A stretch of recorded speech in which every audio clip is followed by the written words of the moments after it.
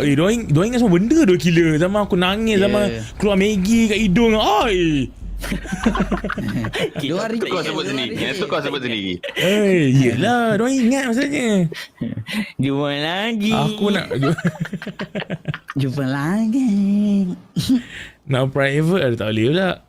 Dah lah keluar Maggi kat hidung, makan balik tu.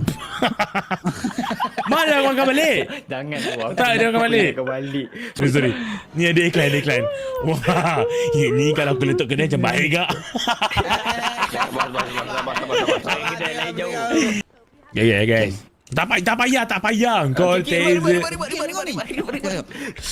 Sabar. Kau nak fight ke? Ni biru. Aku memang biru. Aku ni mati biru. Kau biru. Oi,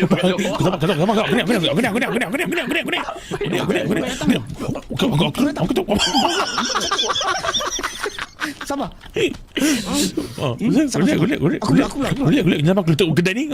Itu. Ajar betul lah. Aku letak dulu. Naik. Panik. Allahu Akbar kau. Dari Atos, bunyi intro minta 5 like. Elak apa? Telegrafi. Mogol lah budak ni. Budak tu kau ajar. Budak tu kau ajar. Allah. Ayo aku tolong kau. Thank you. Kejar dia. Ah. Oh, titi. Allah.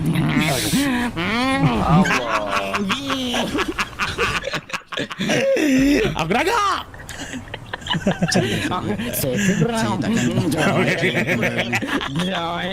Allah. Ya.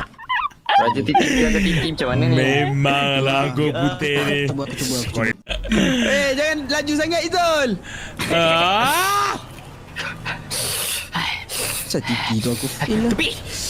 Putih ni aku doang kau sebagai kau esok sakit perut. Lepas sakit perut kau berat cari beret macam Jangan tidak.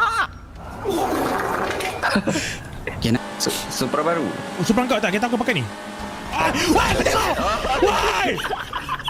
Gerak kita gerak. Mampus lah. Aku tak gila lantai guys. Blok kiri guys. Aku cibai gila. Aku mampus. Sial gila. Sorry guys. Sigo. Sumpah bapak kau sumpah.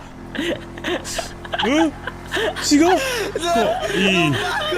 Aku hitam. Masih hitam. Kau pakai yang aku hitam. Oh, kau tahu hitam.